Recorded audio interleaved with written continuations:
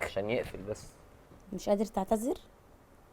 انا ما عملتش حاجه ايه غلط عشان البجاحه اعتذر. دي؟ ده. ايه يعني البجاحه انت جالك دي؟ فرصه الاعتذار دلوقتي ومش عايز تعتذر؟ انت حضرتك انت كده انت بتعقد انا لا الامور. بالعكس، هو لو اعتذر هتسامحيه مش كده؟ لا هي لو سامحته يبقى ما عندهاش كرامه. لا ملوش علاقه. لا ليه لا علاقه. لا لا، في بيوت كتير لا ليها علاقة علشان عشان ابني ده يشفى. على فكره انت عاقله جدا بجد. انا ما عملتش حاجه غلط عشان اعتذر. هو حضرتك متجوز لا، لا، عليها لا. وايه اللي مش عامل؟ ما ينفع. بص هو ايه البجاحه دي؟ انا مش فاهمه. دي اكتر حاجه بتضايق حضرتك عماله تقولي الست. بجاحه بجاحه ايوه بجاحه. ازاي يعني؟ محمد ليفل محمد، البجاحه عندك محمد، عالي دي قوي اكتر حاجه يعني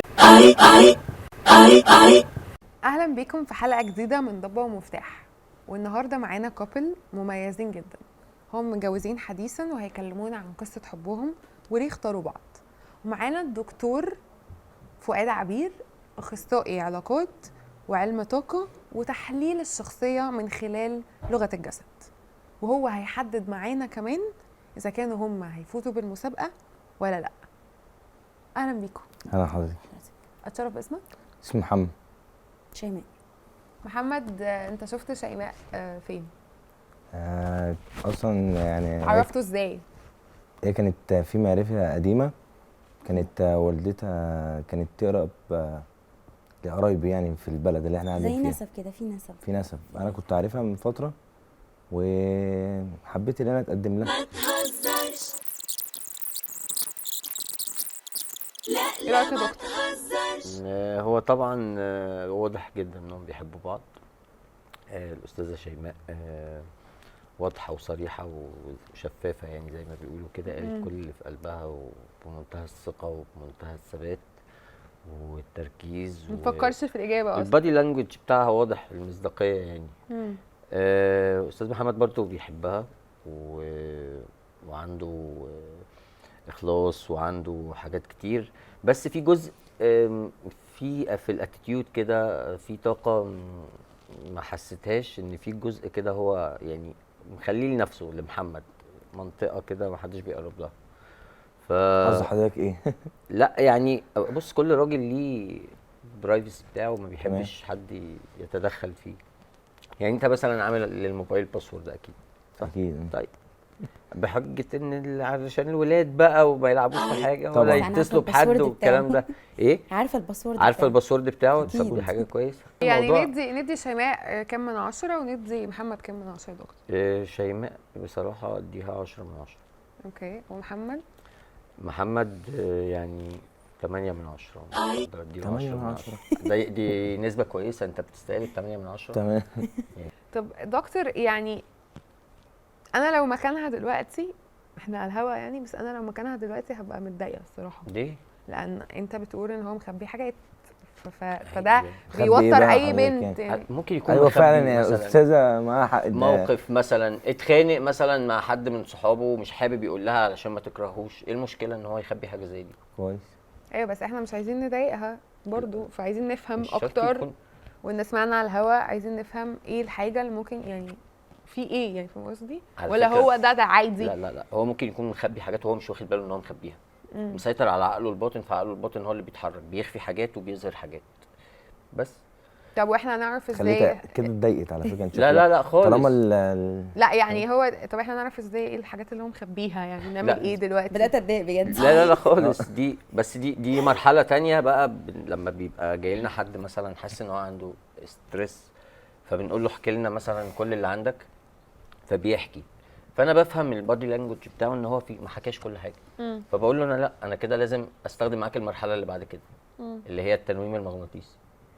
هنا بيقدر الشخص يعمل ريلاكسيشن للعقل الباطن، والعقل الباطن يبدا هو اللي بيتكلم، هو اللي بيطلع كل اللي عنده.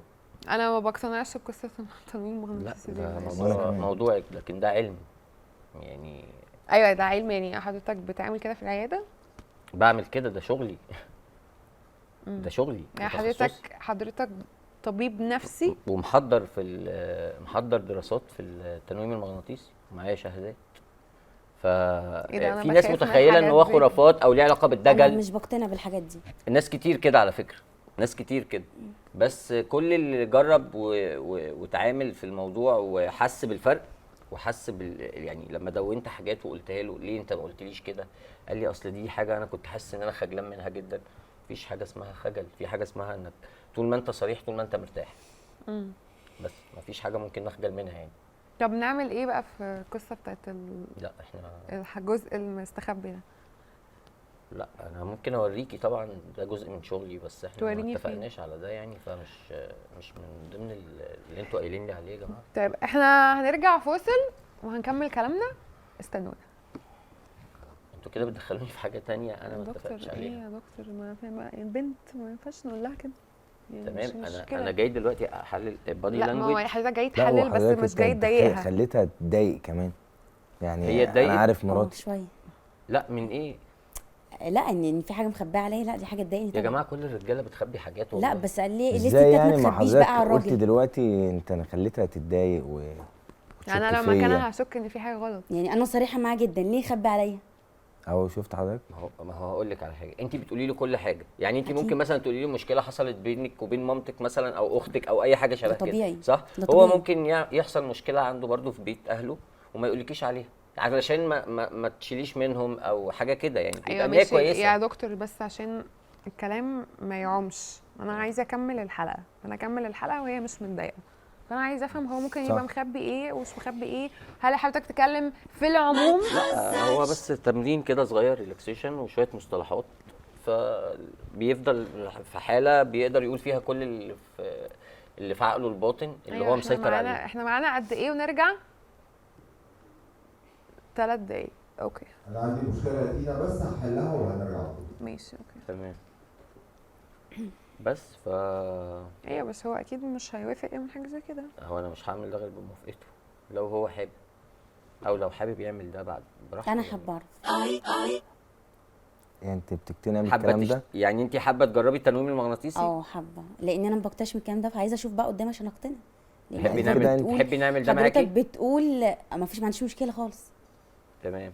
لا حضرتك بتقول ان ده صح. بصي هو انا لو ما عملته بقتنعش غير معاكي، لما بشوف قصادي. انا لو عملته معاكي هبقى بضيع وقت، لان انت اوريدي كتاب مفتوح، يعني انت يعني ما مش مشكله عنديش نعمله مع شك، محمد عادي، هو عنده حاجات مستخبيه نعرف. يعني انت حابه ان يعني انا انت اعمل ده صدقت معاه؟ حضرته طبعا. كده؟ عايزه اعرف. لو انت حابه نعمل ده عشان ترتاحي وتطمني انا ما عنديش ايوه بس مشكله. هتعمل ايه؟ عشان انا شخصيا خايفه. لا ما فيهوش حاجه خالص، الموضوع كله تمرين بسيط ومصطلحات العقل الباطن بيبقى خلاص. طيب تحبوا نبدا؟ هناخد دقيقه مش اكتر. على مين تمام. اجرب؟ على مين؟ عندك الاستعداد أنا والموافقه؟ مستعد. موافق. تمام. ممكن تحط ايدك كده زي ما انا حاطط كده؟ اهو. تمام. حاسس بضغطة صباعي؟ بسيط. زي ما انت. هو انت بتقول له ايه؟ انا مش عارفه، احنا عايزين نسمع.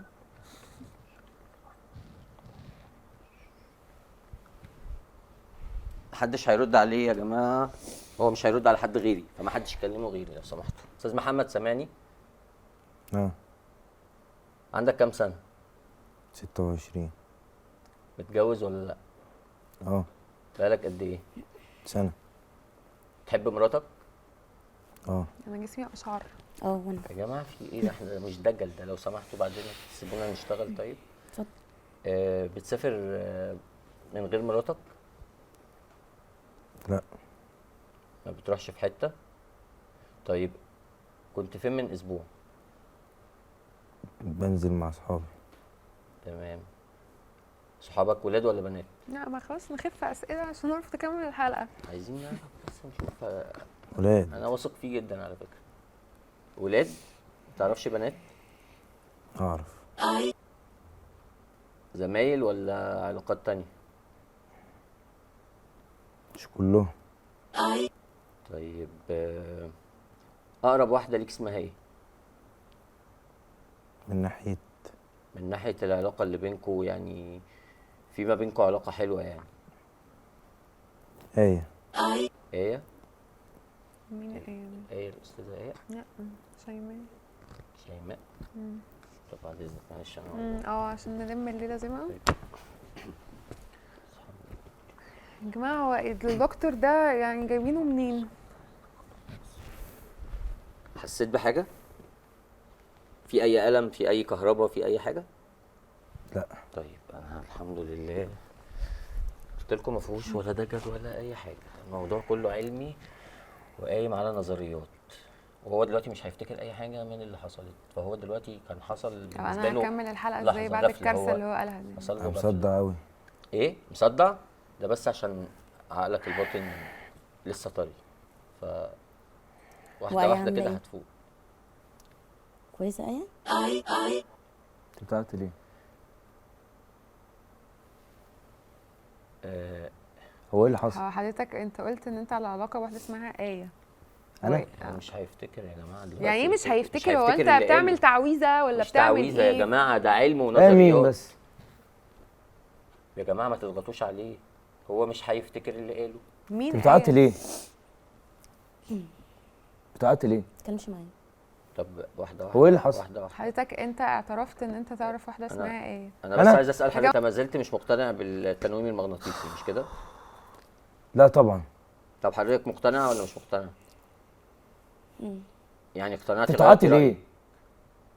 انت بتزعلها ليه؟ انا حبيت إيه اللي اثبت حصل؟ لحضرتك بس انت ان في بتزعلها علم، ليه؟ في علم، انت في بتخونها علم. وبتزعلها. بخونها؟ ايه الناس الغريبه دي؟ يا- انت قلت ان انت تعرف واحده اسمها ايه. ده امتى ده؟ ايوه بس هو ما قالش لسه ان هو من 3 بيخونها. ثواني. ما قالش ان هو بيخونها معاها برضو علشان ما نتحملش عليه. نعم. هو قال ان امال هي يعرفها بيعمل ايه؟ بيلعب ده معاها؟ امتى؟ على فكره طلعت ممكن ليه؟ تكون علاقه عاديه، يعني علاقه عابره. طب اوعى انت.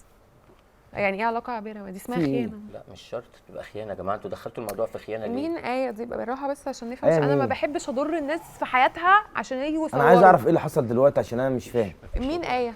فضفضت معايا مين بس ايه؟ شوية. مين؟ اختي. اختك اسمها ايه؟ اه. طيب يا بس جماعه انت ما قلتش على علاقه اخته اسمها ايه؟ اخته اسمها ايه؟ اه بس هو ما قالش، وكان خاطب واحده اسمها ايه قبل. كان بيحبها. لا دي قصه تانية بقى. ايه اللي كنت بحبها طيب احنا انت ممكن الاكس مين اللي قال كده؟ انت اللي قلت كده. بصي هو طب احنا معلش جبنا يا جماعه الكلام عشان ما من عندنا؟ نظلموش، بس بعد اذنكم انا كده مضطر انيمه تاني علشان اعرف اذا كانت ايه دي اخته ولا احنا ما حاجة عندناش تانية. وقت بقى. احنا ما هو يا عايزين جماعه لو نقفل اخته يبقى احنا الحلقة. ظلمناه وعملنا مشكله بينهم. انت لو انت واثق في كلامك، طمنها لو طيب. لو واثق في كلامك خليه يرجع يعمل اللي عمله تاني. ايوه عايز ايه يعني؟ ايوه عايز اعرف مين ايه دي. البيبي اللي لسه مش في بينكم طفل يا جماعه؟ اه طب ايه؟ ايوه كنت معاه. يعني ايه ايه كنت ايه معايا يعني؟ ايه؟ مش عايز الصراحه؟ ايه كنت معايا دي؟ انت مش اللي فاهمه خليتني يعني. اعمل كده. يعني ايه اللي خلتك عم تعمل كده؟ مش فاهمه. هي اللي وصلتني لكده. انا اللي وصلتك لكده اه. بجد؟ مش خناقاتك. بجاحه، مش لاقي كلام اقوله لك. وصلتك لايه؟ هو انت خناقاتك واسلوبك وكل اللي انت بتعمليه ده هو اللي وصلني لكده. انا اه. محمد كل البيوت فيها مشاكل يا محمد. لو سمحت يا دكتور. وانت ازاي اصلا تعمل حاجه انا؟ لا انا عملت كل حاجه بموافقتك وانت اللي قلت. غلطانه بتجيب اللوم على غيرك؟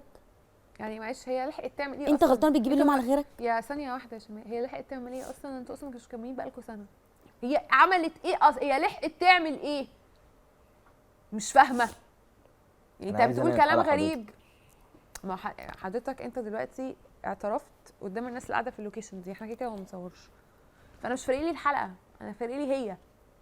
حضرتك هي اللي وصلتني لكده، الخناقه اللي معايا وانا كنت مخنوق. لا وهي معلش كانت- ممكن اسال يعني انا اكون مخنوقه واروح اكلم واحد تاني عادي؟ لا طبعا. طب واللي حلو ليك وحش ليه ليه؟ طب انت شايفها اثرت معاك في ايه طب عشان تعمل كده؟ لا هو مفيش اي مبرر للخيانه. لا هو قال انت السبب. لا مفيش مبرر للخيانه. هو ايه اللي بيحصل ده بس؟ معلش ممكن يا استاذ ده بس. ما هو الدكتور قرر ينيم الضيف مغناطيسيا في نص الحلقه. اعمل ايه؟ تعالي نتكلم في الموضوع ده يعني انت الدكتور وتعالي. طب انا ايه مشكلتي؟ انا برضو عايز افهم ايه مشكلتي. مشكلتك ممكن بقى يا دكتور تشوف لنا القصه دي؟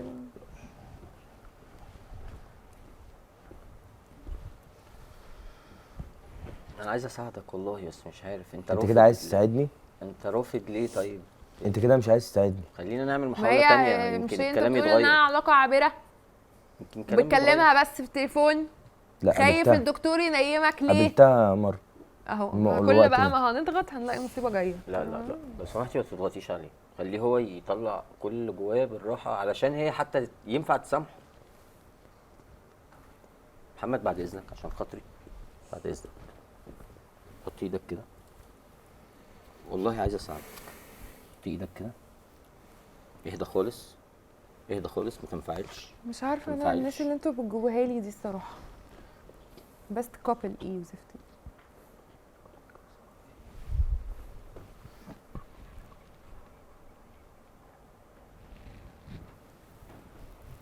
استاذ محمد سامعني؟ ازيك؟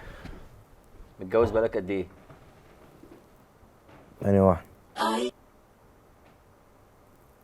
متجوز مراتك بقالك قد ايه؟ شيماء ولا ايه؟ هو انت في حد اسمه آية متجوزها؟ انت كده بتحل؟ انا طب الجوازة دي رسمي ولا عرفي؟ شيماء ولا ايه؟ شيماء رسمي. رسمي. طب وآية بعد شيماء رسمي ولا عرفي؟ عند محامي. يعني عرفي. متجوزها بقالك قد ايه؟ بعد شيماء ب6 شهور. بعد شيماء ب6 شهور؟ لا طب يا كفايه. خلاص بقى، انا معلش انا مش قادر اساعدك اكتر من كده. هو ايه قصه التعدد بقى اللي عندكم دي بقى؟ يا دكتور معلش، ايه قصه التعدد بقى اللي عند الرجاله دي معلش؟ لا بصي، هو طالما قال دخل في جواز فانا ما اقدرش اتكلم معاه في حاجه. هو الراجل ما يعني هنقول يتجوز. ده عرفي. هو مشكلته كلها انه ما بلغهاش بس. ده يعني دي المشكله اللي انا شايفها. سألت ليه؟ انا لما كان هتطلق الصراحه. مين لا اللي هو- تختار؟ لا لا ما ليه ايه اللي بيتجوز عليا بعدها ب6 شهور؟ 6 شهور؟ مين حضرتك؟ امال لو قعدت معاها 7 سنين هعمل ايه؟ ايه خليك حقاني معلش. بيتكلموا على لا ايه؟ ما بعد يعني- 6 شهور، بعد شهور تانية يعني يتجوز تاني بقى. بس هو تالت بيحب بقى. يجرب. انا؟ تالت صح. تالت. متجوز ايه يا عرفي؟ ايه؟ مين اللي قال كده؟ انا اللي قلت كده. انا اللي قلت كده. مين اللي قال كده؟ انت اللي لسه قايل كده. انا قلت كده؟ محمد انت برضو مش هينفع كل مره تنكر، لان خلاص اللي اتعرف الاول خلاص هيتعرف. انكر ايه يا حضرتك؟ التفاصيل اللي انت قلتها. تفاصيل أنا ايه؟ كنت متخيل ان انت هتقولي مفيش حد وآية دي اختي، وطلعت يعني حسستني ان انا ورطتك اكتر من الاول. شايلتني ذنب بصراحه، بس مش ذنبي. مش ذنبي والله، دي مشكلتك انت. مخبي ايه تاني؟ ده انا لو كنت سبتك نص ساعه كان زمان الاستوديو اتكسر علينا. هو اللي انت بتعمله ده صح حضرتك؟ انا ما عملتش هو اللي حاجة. صح ولا انت اللي مش صح؟ ايه دي طيب؟ انا مش هادة، انت ما بتتكلمش معايا اصلا. انت اصلا ما بتتكلمش معايا، بتتكلم معايا بصفتك ايه اصلا؟ ايه اللي بصفة ايه ما دي؟ تتكلمش معايا. يعني ايه يعني؟ انت ما بتتكلمش معايا. ازاي؟ هو كده. هو ايه اللي ما كده؟ تتكلمش معايا. لا اتكلم معاك. لا ما تتكلمش معايا. انت هتصدقيه؟ لا الكلام خلص معايا كده. هتصدقيهم؟ لا لا لا لا صدقته. صدقت الكلام اللي انت اللي قلته. ايه اللي انا قلته؟ طيب ما قلت قلتش انت حاجة. متجوز ايه من 6 شهور؟ متجوز ايه؟ عرفي عند محامي. ده مين اللي قال لك الكلام ده؟ انت اللي قايل الكلام ده. طب بص لي انا ليه انا ما قلتش؟ هو انا مش مصدقه ليفل البجاحه ده. ليفل جديد الصراحه. محمد اعتقد دينا انا خلاص المشكله اتصلحت، يا ريت بس نختم الحلقه دي. اختم ايه؟ بتعمل جواز عليها. اختم ايه؟ انا كده كده محتاج اختم الحلقه يا جماعه، وبعدين نبقى نكمل المشاكل دي كلها. جاهزين؟ خلينا نخلي الناس تشوف شغلها يلا عشان نخلص. حضرتك انا عايز اختم الحلقة عشان امشي. ده لو هي اصلا رضت تروح معاك. لا تروح معايا. لا انا مش هروح معاك. ايه اللي مش تروح معايا؟ انا مش هروح انتوا معاك. لازم ازاي يعني؟ تروحوا هو تحلوا كده. مشكلتكم بهدوء في البيت يا جماعه. احنا لازم تحلوا انت مشكلتكم بهدوء تحل في مشكلتنا البيت. ازاي وانت خربتها؟ أنا ما هو اللي خربتش خربها حاجة. هو اللي ياخدها. انا ما خربتش خربها في حاجة. ايه؟ ده غريب جدا. هو خربها في ايه؟ هو اللي خربها ولا انت اللي خربتها؟ هو انا اعرفك ولا عمري شفتك؟ ايوه انا عايز ايه يعني؟ انا عايزه اتطلق. ايه اللي انت بتقوليه ده؟ هو كده. خليك معايا بقى. جماعه يعني ما الامور ما تتحلش هو كده. ده اللي هيريحك يعني؟ اه ده اللي هيريحني. طب يا جماعه بعد اذنكم نختم الحلقه وبعدين يا استاذ معتز هختم الحلقه لا اقول لو ايه؟ سمحت اختمي الحلقه عشان عايزه امشي بعد اذنك. انا عندي حلقه لازم اختمها يا دينا، يا ريت نخلص وبعدين نقعد نتكلم في كل الكلام ده. انا بس يا دينا قبل ما نختم عايز بس تساليهم كل واحد فيهم سؤالين كده عن الحب والعلاقات. حب ايه بيخونها يا ماشي، هو معتز؟ عشان يقفل هو انتوا بس، عايزين عشان يبقى يقفل، فيك؟ عشان يقفل بس. مش قادر تعتذر؟ انا ما عملتش حاجه ايه غلط عشان البجاحه اعتذر. دي؟ انت. ايه يعني انت البجاحه جالك دي؟ فرصه الاعتذار دلوقتي ومش عايز تعتذر؟ انت حضرتك انت كده انت بتعقد انا لا الامور. بالعكس، هو لو اعتذر هتسامحيه مش كده؟ لا هي لو سامحته يبقى ما عندهاش كرامه على فكرة. لا ملوش علاقه. لا ليه لا علاقه. لا لا، في بيوت كتير لا ليها علاقة علشان عشان ابني ده يشفى. على فكره انت عاقله جدا بجد. انا ما عملتش حاجه غلط عشان اعتذر. هو حضرتك متجوز لا، لا، عليها لا، وايه اللي مش ما عارفة؟ ينفع. بص هو ايه البجاحه دي؟ انا مش بص، فاهمة. دي اكتر حاجه بتضايق حضرتك عماله تقولي الست. بجاحه بجاحه ايوه بجاحه. ازاي يعني؟ محمد ليفل محمد، البجاحه عندك محمد، عالي دي اكتر قوي. حاجه يعني بتضايق يعني الست. كمان مش يعني غلطان مش عايز تعتذر؟ خد بالك. لا انا مش غلطان، الاعتذار وحتى لو بيبقى- اتجوزت انا ما عملتش حاجه غلط. لا ده موضوع تاني. لا لا لا لا لا لا ده مش طبيعي. بس انت جالك فرصه الاعتذار ده مش طبيعي، ده مش وهي طبيعي. عايزه تكمل علشان بيتها ما لا او يتخربش. اعتذر على حاجه انا مش مقتنع بيها. ده مش طبيعي، البني ادم ده مش عايزه طبيعي. تربي ابنها وسطكوا، طب ما فانت ليه عايز ماشي يتربى، هو كده كده هيتربى. اه لا هي مش فارقه لك واستنى ما خالص. يعني مش فاهمه استنى ثانيه ما واحده، تجيبها يعني البيت هي مش يعني فارقه لك اصلا. مين اللي جايبها البيت؟ يعني مش فاهمه استنى ما يعني مليت متجوز التانية والتالتة وتجيبها البيت ولا ايه؟ انا مش فاهمه بجد. عندك كميه بجاحه فعلا مش طبيعيه. لا مش هجيبها البيت. لا لا عندك مش بجاحه مش هجيبها طبيعيه البيت. بقى والله العظيم. طب خلاص عشان احنا انت عماله تتكلمي جالك كده. جالك وأنا ساكت. فرصه من ذهب لا ما تسكتش. للاعتذار. اعتذر عشان لا، تخلص مش الموضوع. اعتذر انت على ايه؟ انا ازاي ما قابله غلطتش. اصلا على نفسك وضع زي ده؟ معلش يعني بقى. ايه وضع زي ده؟ يعني ايه حضرتك؟ ازاي قابله؟ يعني انت مستنيه اعتذر؟ يعني هو يتجوز عليك يقول لك انا اسف؟ انت ازاي لا، قابله وعلى على فكرة- نفسك؟ عشان بيتي هو- بس. لا خلاص لا. يعني ده هو لا اصلا خلاص. متكبر ان هو يعتذر. هو متكبر يا وهو محمد، غلطان اصلا. دي اكتر حاجه يعني بتضايق غلطان الست. ومتكبر ان هو يعتذر. نعم. اكتر حاجه بتضايق الست هو ايه؟ عدم الاعتذار عن الخطا. لا وانا ما خطأتش. ممكن تقول لي ايه اللي دي أنا بقى أخطأت مشكله فيه؟ اكبر، انك طب قول. تنكر الخطا. طب ايه الخطأ اللي انا عملته؟ عشان ما لازم بلغتهاش ليه ان انت عايز تتجوز بموافقتها. تاني؟ لازم ما قلتلهاش ليه انا بموافقتها. عايز اتجوز تاني، وهي ساعتها تحكم. لا انا لقيت تأثيرات في حاجات انت بجح، انت بجح، انت بجح. ما تنكرش ان انت بجح. انت اصلا اللي زيك ما يستهنيش اصلا. بجد انا ماسكه نفسي بجد. يعني ايه ماسكه نفسك؟ لا انا يعني ماسكه هتقومي تضربيني نفسي. يعني ولا لا إيه؟ انا ماسكه نفسي. هتقومي تضربيني مثلا يعني طب ولا ما انا إيه؟ فاهمه اصل هي خلاص كده يعني هي كده خلصت. ما تخلص. ما أنا يا نهار محمد، اسود. محمد ما تبقاش بايع كده يعني. هو انت جايبها تهزقها عندنا هنا؟ هي اللي وصلت نفسها لا لكده. لا لا، هي كل اللي وصلت حاجة. نفسها كده، دي محترمه وعماله تقول لك عشان يعني انا قليل ابني. ادب حضرتك؟ لا انا شايف ان انت قليل الادب. شايلها انت قليل الادب. انت قليل الادب. عاجبكم انتوا انت كده؟ مش شايلها اخطائك كلها يا محمد، مش شايلها اخطائك لا، كلها. انت هي ما هي دي أصل البجاحه أصل بقى. هي. دي حضرتك البجاحه ان والأستاذة يغلط مبسوطين اللي هي وشايل بتغلط الباقي. فيا. لا بالعكس، انا اصلا كنت هصلح المشكله بس اصلح انت ايه؟ بعد ما خربتها؟ انا ما خربتش هو حاجة. لا اللي- هو هو ما اللي خربش حاجه بيخون؟ اصلا. هو اللي متجوز؟ حاجه ما غريبه خربتش حاجة يا جدا. محمد. انا جيت بقول لك هتعتذر ايه لك. المنطق ده؟ فين المنطق اللي انت بتتكلم بيه اصلا؟ انت جايبه تهزقها هنا لا انا ما هزقتهاش، انا اللي بتهزق كده. عشان انت غلطان؟ لا وانا مش غلطان. لا غلطان، لا، حضرتك مش بتخونها ومتجوز لا عليها. مش بخونها. انا متجوز مش بخونها. انت واتجوزت بجح. صدفه يعني؟ ما انت اتجوزت خطيبتك القديمه. ده حاجه غريبه جدا. يعني لو كانتش خطيبتي القديمه كانت هيبقى عادي. لا بس انت معنى كده ان انت فضلت معاهم هما الاثنين في نفس الوقت. دي اسمها خيانه. دي اسمها بجاحه مش خيانه. لا دي اسمها هو بجاحه. خداع اكتر من خيانه برضو عشان نبقى يعني واضحين دي اكتر. مش- هو مش خدعها خيانة. وهي بقى عارفه ان انت متجوز شيماء؟ اكيد. بصي الزوجه التانية ما بيبقاش عندها مشكله في الموضوع دوت يعني. هي معاك. بتبقى عارفه انه متجوز، بس هي بتبقى مقرره خلاص. هو كان هدف بالنسبه لها وحققته. المشكله في الاولى هي ما هي اللي بتبقى البجاحه مش الضحيه. من طرف واحد، ما هما البجحين بياخدوا بعض. البجاحه بتبقى من الطرفين. انا مش بجح، انت اللي قصرتي. ما هو مش كل واحد اتاثر مع جوزها يروح يتجوز عليها. لا ما انت ما قصرتيش مره واثنين وثلاثه، قلت لك كذا مره انت اسلوبك واللي انت مش بتعمليه عايزه ده. اتكلم بجد بالبجاحه بتاعتك دي، مش عايزه اتكلم عشان انت ما تستاهلش ان انا اصلا اقعد اتكلم معاك بجد. والله انت ست محترمه. ماشي لا هو هي ست محترمه. ايه مش عاجبك كلامي؟ انا بقول لك هي ست محترمه. طب ماشي، هو يعني انا مش محترم حضرتك؟ لا مش محترم. عايز تسمعها؟ انت مش محترم. انت لو راجل محترم اصلا في راجل محترم يعمل انت بتعمله ده؟ ده انت ابنك عنده شهر. انا مش فاهمه ايه اللي انت بتعمله ده. انت ربنا مديك نعمه مش عند حد، انت اصلا ما تستاهلهاش. بجاحه، ما شفتش بجاحه اكتر من كده. طب انا عايزه اقول لكم على حاجه. اتفضل. احنا في برنامج ما تهزرش، وانت معمول فيكي مقلب، واحنا متفقين مع محمد أيوة. انه يعمل فيكي مقلب. برافو يا محمد. لا ما هو ده مش اسلوب، يعني ده مش اسلوب بجد.